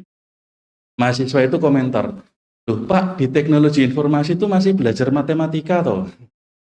Jadi asumsinya ternyata kalau di prodi teknologi informasi itu nggak ada matematikanya. Harapannya, wah saya mau bikin aplikasi Pak, kayak startup gitu loh. Nanti langsung bikin bisnis gitu kan. Kok ternyata 1 tahun pertama isinya masih matematika, masih fisika, masih statistika gitu. Wah, berarti saya salah jurusan nih Pak. Ya inilah information engineering. Kita di Fakultas Teknik ya, rumpunnya engineering. Jadi information engineering. Tapi nama prodi kita teknologi informasi. Jangan sampai keliru persepsi. Jadi harus bisa memastikan apa yang akan dipelajari. Dan ini ada beberapa meme yang intinya adalah orang tua menganggapnya begini, masyarakat menganggapnya begitu, ternyata realitanya kita tidak seperti itu semua. Jadi abaikan pandangan orang, abaikan pandangan orang tua, kalian harus tahu persis apa yang akan kalian pelajari nanti. Lalu nanti mantapkan pilihannya, setelah itu baru masuk ke teknologi informasi GTT, ya. Nah, ini tidak perlu cerita supaya tidak panjang. Ini keywordnya. Kata-kata yang sering muncul di bidang teknologi informasi itu ada ini ya, hardware ada. Jangan lupa, kalau adik-adik masih berasumsi, wah saya pengen bikin aplikasi, entah web, entah mobile, terus Anda nggak tertarik hardware, itu keliru. Di teknologi informasi masih ada hardware. Ada hardware, database, security, software, application, network, internet, dan seterusnya. Adalah kata-kata yang sangat erat dengan teknologi informasi. Dan yang penting, saya harus cerita ini, supaya adik-adik mantap pilihannya, karena ada prodi-prodi sebelah, baik di UGM maupun di luar, yang mirip, tapi ada pembedanya. Jadi harus. Ini ada 5 layer, hal-hal yang akan dipelajari di teknologi informasi. Ada hardware, ya, yang bawah itu. Kemudian hardware design itu bikin hardware-nya. Bukan lagi pakai, bukan lagi menggunakan, tapi bikin. Ada hardware design, di atasnya ada hardware use, menggunakan hardware. Komputer itu hardware, sudah ada, kita pakai, itu hardware use. Di atasnya lagi ada software design. Di atasnya hardware, ada software-nya. Bikin aplikasi, bikin software di atas hardware. Software design. Bikin software-nya. Nah, di atas software design ada software use. Pakai saja software-nya. Gmail, Google ya. Gmail itu kan software juga. Ya. Kita tinggal pakai. Atau software-software yang CAT gitu, kita tinggal pakai. Itu levelnya memakai. Nah, yang paling atas adalah business and users. Menggunakan semua yang ada di bawah itu untuk kepentingan bisnis. Kalau kita belajar hardware saja, maka itu istilahnya computer engineering. Nah, ini kalau ada prodi atau fakultas computer engineering, itu fokusnya ke hardware-nya saja. Kalau adik-adik belajar bagian atas saja, yang 2, itu artinya information system. Sistem informasi aja. Nggak pernah kenal hardware-nya, nggak pernah bikin software-nya, tapi untuk kepentingan bisnis dan berarti itu belajar sistem informasinya. Nah, kalau yang di tengah, bikin software, tapi ada hardware sedikit, itu computer science. Saya sebutkan, di UGM ada prodi ilmu komputer, ya, Ilkom. Nah, mereka belajarnya fokusnya di tengah sini. Lalu bagaimana dengan teknologi informasi? Kita di mana? GTT punya teknologi informasi di mana? Di sini. Di sini. Jadi kalian belajar semuanya, gitu ya, jangan pilih-pilih. Pak, saya kan pengennya belajar bikin aplikasi. Ada, tapi tidak itu saja gitu ya. Semuanya dipelajari. Berarti kalian tuh HNGBI ya. HNGBI itu semuanya dipelajari. Berarti lebih capek dong Pak? Iya, lebih capek karena dari A sampai Z. Tapi dengan kemampuan dimiliki A sampai Z ini, berarti potensi Anda nanti untuk bisa masuk ke banyak sektor itu lebih luas. Suatu saat Anda putuskan, oh saya memang sukanya di software Pak, ya berarti di tengah. Pak, saya hobinya hardware, Anda bisa masuk di computer engineering. Pak, saya inginnya bisnis, main ke atas gitu. Bisa semua. Kelebihannya itu. Tapi kekurangannya, Anda harus belajar. Itu ya. Nah, ini penting. Dan yang saya garis bawahi di sini merah, jangan lupa karena kita engineering, information technology kita itu kan information engineering sebetulnya. Jadi ada kata teknik, berarti kita punya standar mata kuliah engineering yang harus dilalui. Namanya basic science, math and basic science. Itu mata kuliah matematika dan IPA harus diberikan lagi. Itu adalah standar internasional, IAB yang kita ikuti, atau ABET. Jadi adik-adik wajib belajar lagi matematika, fisika, statistik. Ya. Lalu istilah-istilah yang sering muncul di bidang teknologi informasi itu adalah, ini adalah bidang yang saat ini sedang naik daun karena apa? Menjadi penggerak revolusi industri 4.0. Di sana ada istilah digitize, digitalization, transformation digital. Digital transformation. Digitize itu mengubah yang fisiknya analog ya, kertas, dokumen, diubah menjadi file, itu digitize, membuat digital. Lalu prosesnya diubah menjadi digitalization. Yang tadinya submission harus formal, tanda tangan basah, sekarang pakai signature. Kalau sudah digitalization, nanti adalah transformasi digital, mengubah core bisnisnya. Core bisnisnya berubah secara digitalization semua. Jadi ini era-era sekarang ini banyak menggunakan keahlian teknologi informasi. Sehingga kata lainnya hampir semua sektor itu membutuhkan keahlian teknologi informasi. Nah, keyword di bawah untuk membantu adik-adik, kalau ada istilah wearable internet atau wearable devices, ubiquitous computing, internet of things, big data, artificial intelligence, AI, blockchain, ya, Bitcoin, cryptocurrency, itu semua adalah isu-isu yang ada di yang teknologi informasi. Oke ya, biar paham. Nah, ini gambarnya, tapi kalimatnya, penjelasannya sama dengan tadi. Kalau ini dilihat dari sisi konsep teori versus aplikasi, maka information engineering lebih banyak ke sini. Anda tidak tidak didominasi untuk menciptakan teori baru, menciptakan rumus baru, enggak. Tapi kalian menyelesaikan masalah-masalah dalam kehidupan menggunakan pendekatan teknologi informasi. Sehingga grafiknya itu ke sini. Ini areanya teknologi informasi, information engineering di sini. Bukan yang sana. Kalau sana komputer. Nah, ini penjelasannya. Bisa baca nanti kalau kita share. Terus ada 3 jalur karir yang direkomendasikan di Prodi Teknologi Informasi. 3 jalur karir. Yang pertama adalah jalur software engineer. Software engineer itu apa? Merancang, mengembangkan, menguji perangkat lunak. Di sini ada keywordnya. Ada software developer, ada software engineer. Yang kita sasar software engineer. Ada satu mantra. Ini mantra apa ya? Software engineer pasti software developer. Tapi software developer belum tentu software engineer. Software developer itu codingnya, bikin program. Saya senangnya bikin program. Oke, software developer. Tapi yang software engineer ini lebih ke arsitekturnya. Arsitektur itu seperti ini. Jadi nggak cuma bikin programnya, tapi merangkai membuat sebuah sistem besar jadi sebuah aplikasi dan sistem. Sehingga orang yang software engineer mestinya dia tahu develop aplikasinya. Terus dirangkai-rangkai membentuk satu sistem besar. Itu software engineer.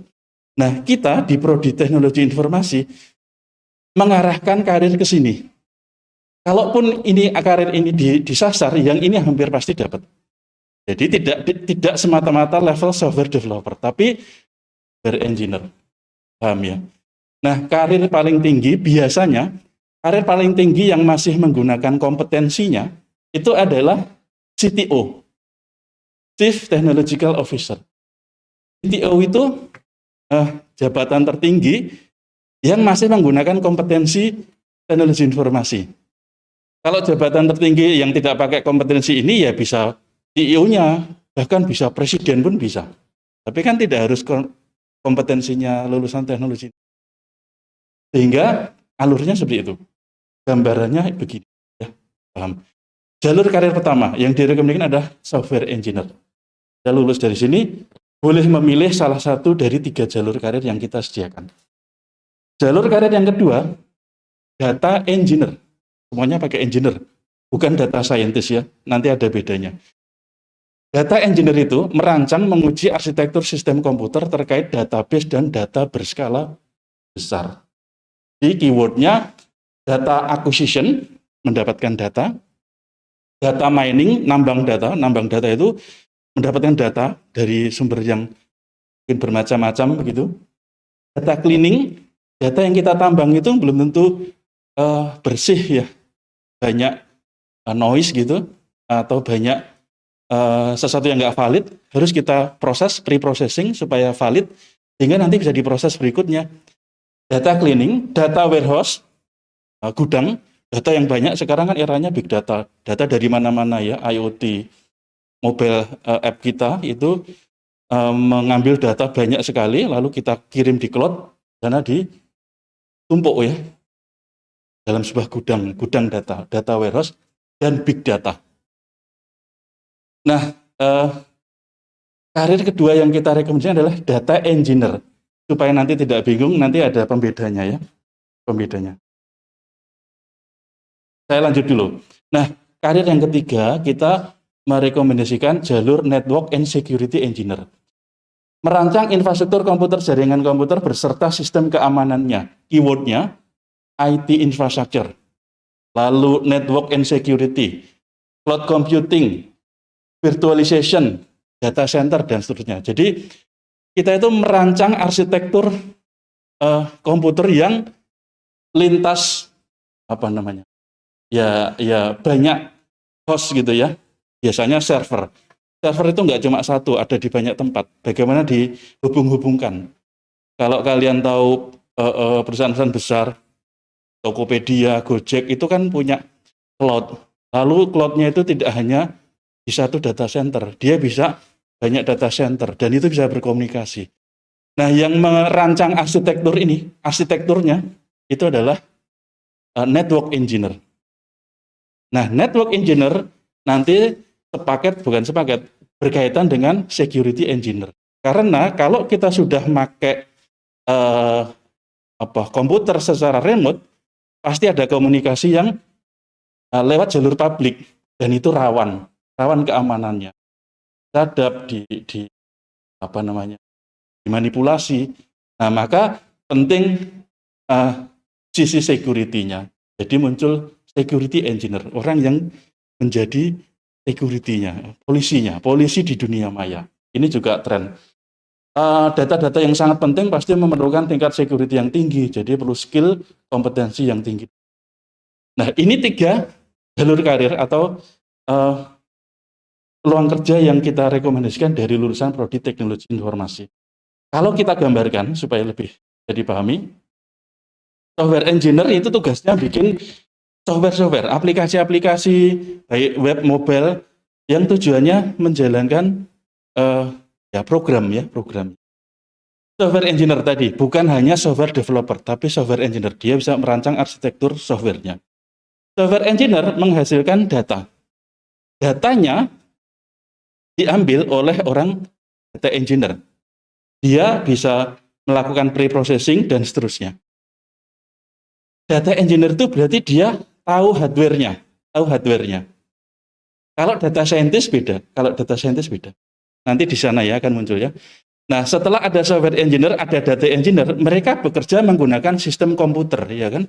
Baik sistem komputernya itu standalone, laptop, desktop kita, atau yang terhubung ke network, di server, di multi server gitu kan. Itu namanya infrastruktur. Nah, infrastruktur itu yang menyelesaikan adalah network and security engineer. Jadi tempat menjalankan software maupun data engineer ini perlu host komputer. Siapa yang merancang arsitekturnya dan networknya itu adalah network and security engineer. Kalau sekarang eranya cloud berarti dia cloud engineer. Ada AWS, ada Azure, ada Google, itu adalah cloud service.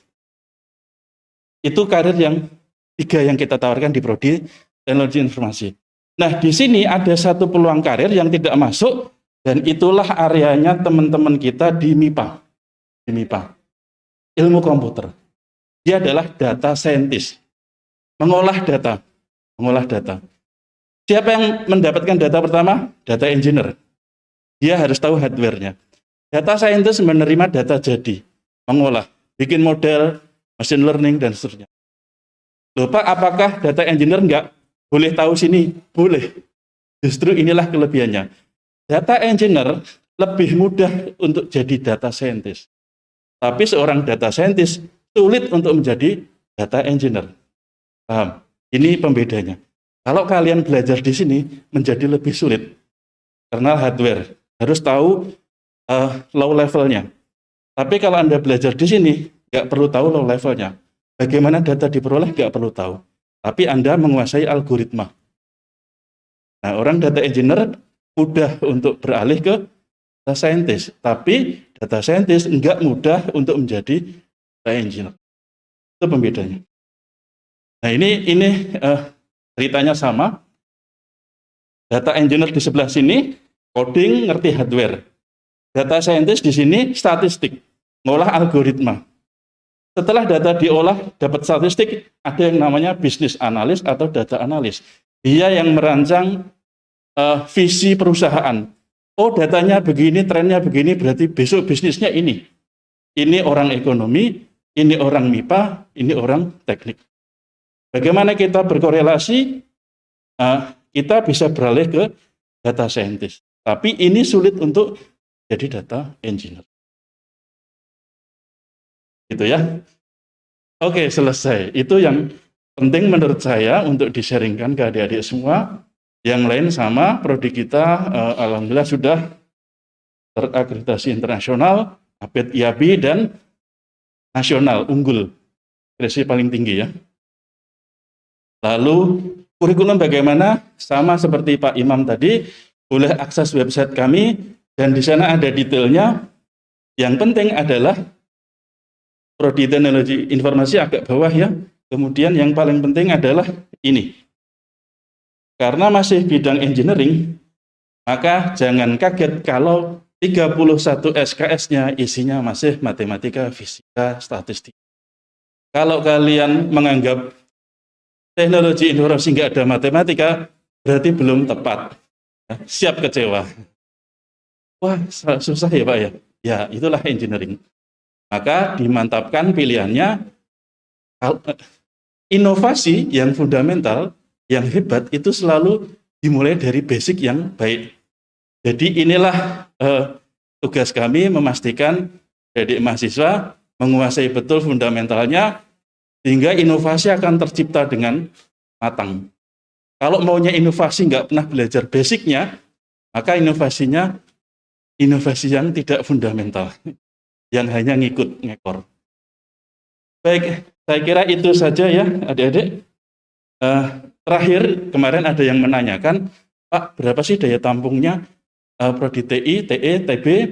Sebetulnya itu dinamis, selalu berubah, dan adik-adik langsung pantau ke websitenya UGM, UGM, bla bla bla bla.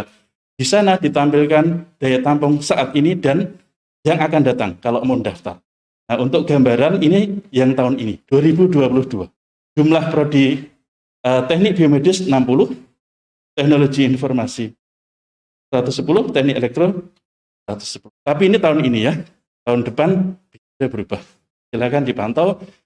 Ada yang bertanya, berapa rasio kompetisinya? Ya, saya nggak akan tampilkan data formal, tulisan aja untuk itu. Rasionya cukup tinggi teknologi informasi. Biasanya 1:70. Minimal 1:50. Jadi Anda harus mengalahkan 50 orang kompetitor, Anda harus jadi pemenangnya. Cukup kompetitif dan berjuang. Semoga adik-adik bisa mempersiapkan setelah yakin dulu dengan pilihannya. Saya kira itu. Terima kasih. Kalau ada pertanyaan, saya kembalikan. Assalamualaikum warahmatullahi wabarakatuh.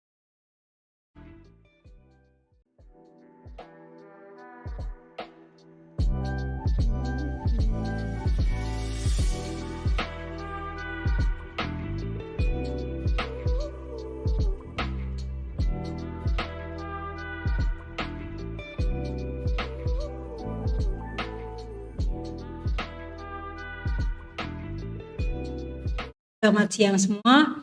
Alhamdulillah kita ya. Dan saya mintai tolong untuk menjelaskan tentang teknik biomedis. Baik, kalau kita bicara tentang teknik biomedik, sebenarnya sudah tercermin kata biomedis. Jadi ada bio dan medis. Jadi akan ada hubungannya dengan biologi dan medical. Tambahannya adalah engineering. Jadi sudut pandangnya nanti lebih ke teknologinya. Jadi bagaimana menciptakan atau mendesain suatu teknologi yang bisa digunakan untuk mendukung biomedical ya. Jadi kita akan banyak berkontribusi dan juga bekerja sama dengan di dunia medis ya nanti untuk yang pertama umpamanya nanti kita bisa menciptakan atau mendesain suatu hardware ataupun software, istilahnya medical software atau nanti hardware yang digunakan untuk di bidang biomedis, umpamanya instrumentasi, atau bisa juga nanti hybrid dari software dan hardware ya. Sekarang kan sudah eranya itu kan tidak tidak hanya software sendiri, tapi itu bisa dikembangkan secara bersinergi. Nah, nanti juga pada akhirnya itu akan sangat banyak diterapkan. Apalagi kalau sekarang sudah ada teknologi Internet of Things ya, itu kan akan mengembangkan suatu hybrid antara hardware dan TI, khususnya internet. Nanti di situ akan banyak juga bisa dilakukan. Kemudian kita bisa juga nanti di biomekanik, jadi itu nanti ada instrumen-instrumen juga yang akan dipakai untuk di biomedis juga atau di bidang biologi. Kemudian juga untuk expert system atau sistem software ya, itu salah satu software yang dia akan bertindak seperti expert. Jadi software itu akan dirancang supaya dia bisa bekerja mirip dengan expert. Jadi kita akan mengakuisisi pengetahuan dari expert, dalam hal ini umpamanya dokter atau tenaga medis lainnya. Nah, itu akan kita kembangkan suatu software yang dia bisa melakukan kerja yang mirip yang dilakukan oleh expert. Tapi kita tidak menggantikan expert ya. Jadi khusus di sini yang perlu ditekankan, kita justru untuk mendukung ya, bukan untuk menggantikan expert.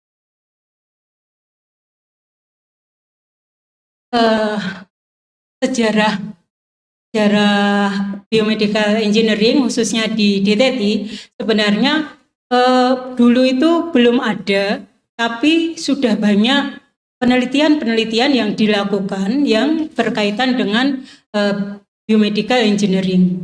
Khususnya dulu ada salah satu dosen kita, Profesor Thomas, itu sangat dekat sekali ilmunya dengan biomedical engineering, menciptakan macam software juga untuk bisa merekognisi atau untuk mendeteksi umpamanya sel-sel kanker, membedakan antara sel yang normal dengan sel yang kanker seperti itu. Untuk nanti bisa digunakan untuk membantu dokter umpamanya supaya lebih cepat dalam mengetahui mana ini yang bahaya, mana yang itu tidak bahaya, umpamanya seperti itu. Kemudian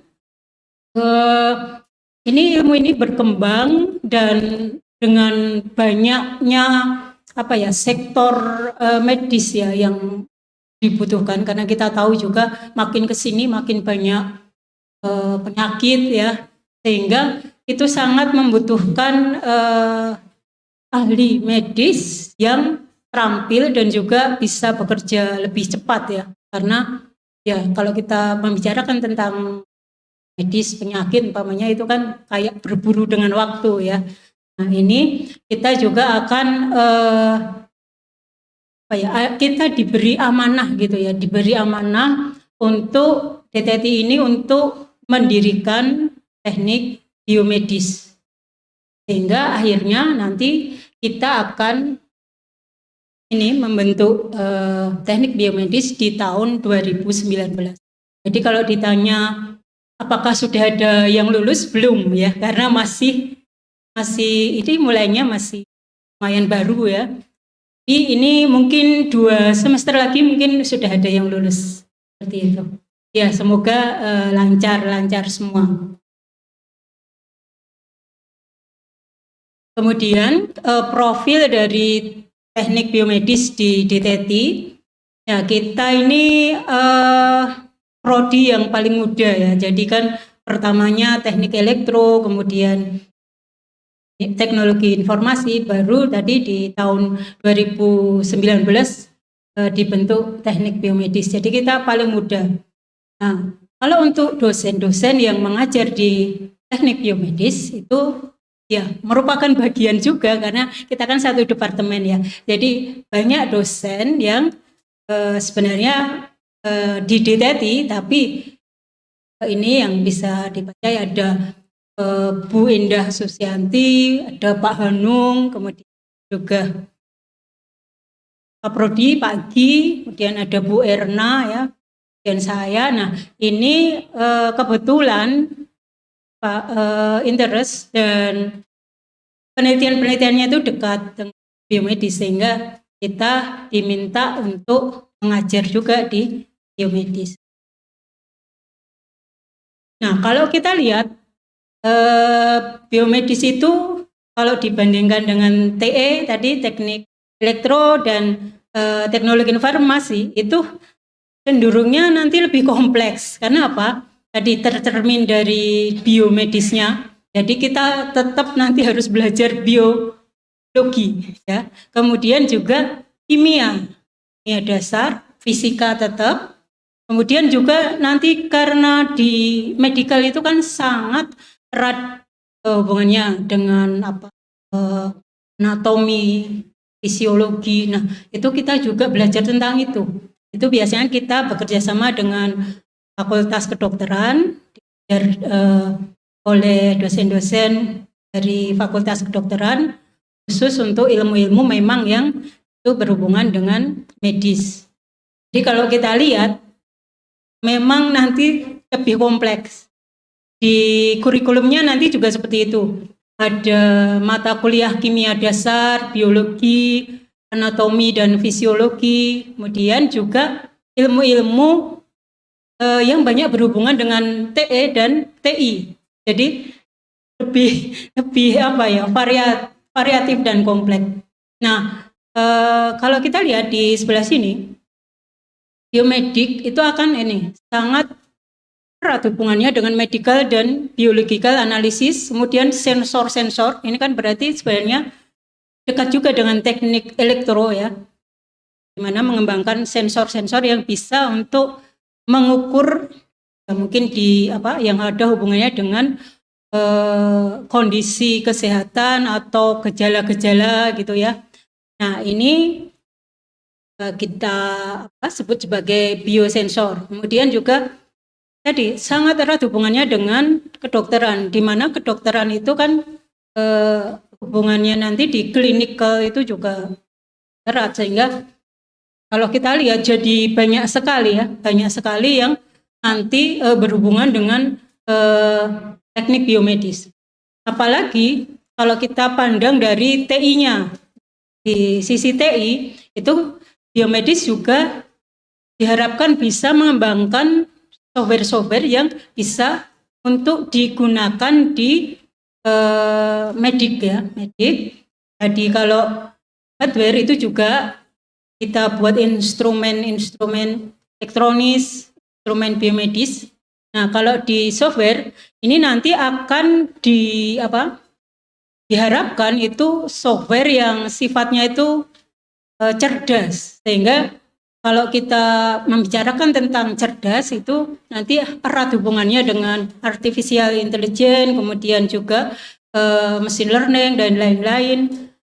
Dan kalau kita lihat nanti di biomedis itu akan banyak berhubungan juga dengan citra ya, image yang dipakai untuk diagnosis ya. Nah, ini nanti di sisi biomedis juga akan dipelajari bagaimana image yang mungkin kalau dilihat secara awal gitu itu sebenarnya apa gitu kan. Nah, dengan ilmu biomedis nanti bisa diurai, oh ternyata image itu menceritakan ini, oh bagiannya ini. Kalau profil programnya sekarang teknik biomedis dipimpin oleh Pak Kaprodi yaitu Pak Dr. Iki Ardianto, kemudian juga ada Bapak Nur Ahmad Setiawan, kemudian Pak Hanung, kemudian Pak Teguh Baroto Aji dan Pak Sunu Wibi Rama. Nah, ini masing-masing memiliki ketertarikan di bidang-bidang tertentu ya. Tapi kalau kita lihat banyak yang beririsan dan memang di biomedis seperti itu ya. Kalau kita lihat di sini deep learning itu miliknya TI ya, tapi ini bisa diterapkan di biomedis. Kemudian nanti Pak Sunu itu lebih banyak sebenarnya di UI ya, user interface. Tapi ternyata UI juga bisa dihubungkan dengan medis, sehingga ini akan sangat kompleks sekali ya. Nah, sama dengan kakak-kakak pendahulunya, kalau kita bicara tentang apa yang harusnya nanti diraih oleh mahasiswa lulusan teknik biomedis, maka tentunya akan memiliki dua hal. Maaf, ini kebalik ya Pak. Yang pertama karakter dulu ya, karakternya harus baik. Jadi dari sisi karakter itu akan dikembangkan juga, ditumbuh kembangkan bagaimana mahasiswa itu memiliki atau lulusan itu nanti memiliki integritas yang tinggi, jiwa kepemimpinan dan lain-lain. Kemudian di sisi karir juga tentunya diharapkan akan memiliki karir yang sukses dan profesional, juga tadi dilandasi karakter-karakter yang baik tadi. Nah, kemudian kalau untuk kurikulum kita sama juga dengan kakak-kakak prodi, kita mengikuti kurikulum yang berdasarkan Washington Accord ya. Jadi sama tadi ada hal-hal yang memang nanti distandarkan di sana dan kita harus mengikuti. Nah, itu nanti akan tercermin dari akreditasi ya. Kita sedang proses akreditasi. Semoga nanti bisa menyamai kakak-kakak prodi yang lain. Nah, kalau karir itu apa? Ya, karir di bidang teknik biomedis tadi bisa menjadi ahli-ahli yang tadi bisa mengembangkan, mendesain peralatan-peralatan medis, kemudian software-software yang berhubungan dengan medis. Lalu kalau kerjanya di mana? Bisa di rumah sakit, bisa ya banyak sih ya. Bisa juga di lembaga-lembaga riset dan seperti itu ya. Dan sekarang eranya itu ini sedang berkembang dengan baik ya. Banyak perusahaan-perusahaan yang mengembangkan tadi peralatan-peralatan instrumentasi juga software-software yang nanti akan dikenakan di biomedis. Jadi masih sangat luas ya untuk yang bisa dimasuki di sana. Nah, kalau fasilitas tadi sudah disampaikan oleh Pak Kadep ya. Jadi ya kita karena dalam satu departemen kita bisa memanfaatkan fasilitas yang ada di DTT juga ya. Kemudian partner atau kerjasama itu ada beberapa, khususnya nanti ada di beberapa rumah sakit, kemudian juga dari beberapa fakultas ya yang berhubungan dengan medis juga. Kemudian ada dari perusahaan-perusahaan yang mengembangkan instrumentasi biomedis, telemedicine dan lain-lain, juga di pertanian tadi ya.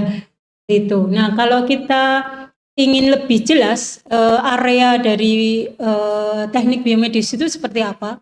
Tadi dari biomedis, bionya dulu ya, biologi. Nah, di biologi ini nanti kita bisa melihat umpamanya ini ada kalau individu-individu yang berkumpul itu kan jadi populasi ya. Nah, kita bisa nanti penelitian itu di populasinya, umpamanya kayak pandemik dan lain-lain itu kan bagaimana kondisi kesehatan di populasi. Tapi bisa juga di individual per orang. Orang umpamanya ada yang memiliki penyakit tertentu, bagaimana memonitor supaya ya diharapkan jangan sampai kambuh lagi atau bisa segera diobati. Nah, individual bisa dibagi lagi jadi organ dibagi lagi tisu, sel dan lain-lain. Ini sampai nanti di DNA dan lain-lain. Nah, itu sebenarnya juga sangat berhubungan dengan biomedical. Kalau tadi di sisi biomedis, biologinya, nah di sisi kesehatannya, nanti kalau salah populasi tadi berarti ini lebih ke public health informatik, umpamanya salah satunya, atau bagaimana kita bisa ikut berperan untuk lebih menjaga ya masyarakat pada umumnya supaya memiliki kualitas kesehatan yang lebih baik. Kemudian kalau individu berarti kan rekam medis umpamanya. Tiap individu memiliki riwayat pernah sakit apa, pernah kondisi kesehatannya seperti apa, itu juga nanti bisa dijadikan kontribusi di biomedical engineering. Kemudian tadi dikatakan juga ada citra atau image ya. Kalau kita lihat nanti seperti ini. Ini ada beberapa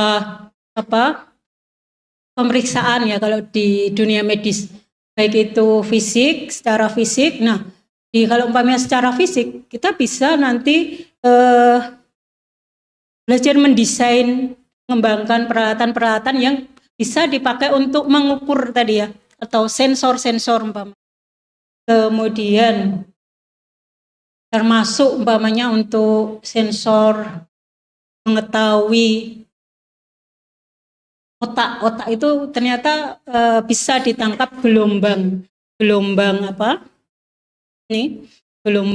dia memancarkan gelombang yang bisa dideteksi. Nah, gelombang ini memiliki pola-pola tertentu dan pola-pola ini ada yang normal, nanti ada yang tidak. Nah, dari bisa mendeteksi seperti itu kita bisa umpamanya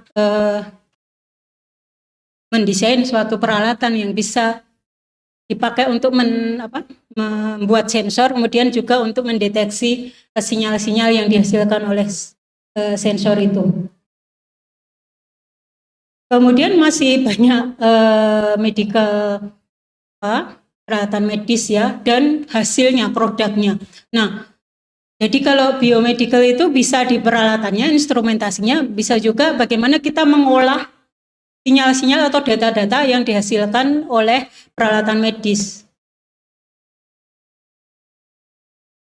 Sampai ke tadi sel-sel, kemudian juga untuk testing patologi. Nah, umpamanya kalau dengan cara yang tradisional kan butuh usaha, effort, dan waktu ya.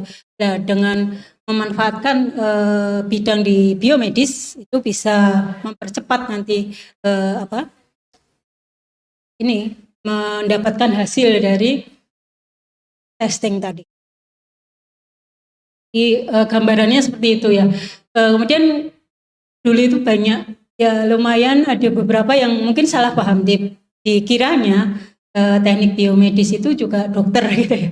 Jadi tidak ya, beda. Tapi kita bisa mendukung, mensupport dokter gitu ya. Jadi kita bukan dokter, tapi kita bisa mendukung dunia medis dengan beberapa hal tadi ya. Nah, ini kalau ini sampai ke DNA dan lain-lain. Nah, DNA itu kan sebenarnya punya pola-pola tertentu, tapi kalau hanya dilihat sepintas itu sulit dibedakan. Nah, dengan membuat suatu software itu akan lebih memudahkan untuk tadi pengenalan pola DNA. Kemudian image tadi dari hasil tes-tes kesehatan biasanya ada juga yang menghasilkan image tertentu. Nah, ini sebenarnya maksud dari image itu seperti apa? Nah, dengan di teknik biomedis ini bisa nanti, kalau yang hitam itu menunjukkan apa, kalau berkabut itu menunjukkan apa umpamanya. Ini akan sangat banyak sebenarnya ya image umpamanya tadi untuk hasil dari pemeriksaan di sekitar kepala itu ada otak dan lain-lain, atau USG umpamanya ya untuk bayi umpamanya, dan yang lain-lainnya. Kemudian kalau kita lihat kurikulumnya, nah ini maaf ya kurang jelas. Tadi dikatakan di awal itu nanti ada ini kimia dasar. Kemudian semester selanjutnya nanti ada biologi, kemudian ada anatomi juga dan fisiologi. Itu jadi ya belum kita masih berhubungan dengan kimia, fisika, biologi ya. Beda dengan yang teknik elektro dan teknologi informasi tadi kan tidak ada ya. Nah, di teknik biomedis justru ada di sini.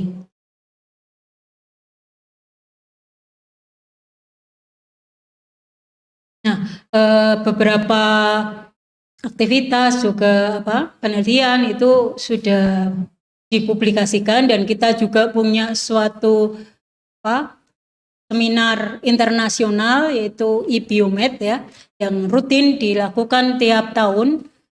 Ini biasanya kita juga mengundang ya dari berbagai negara ahli-ahli ikut untuk berpartisipasi di seminar tersebut. Jadi kalau dari sisi kerjasama, kita tidak hanya di dalam negeri saja, di luar negeri kita juga ada. Nah, mungkin seperti itu. Ya, terima kasih. Semoga sudah jelas.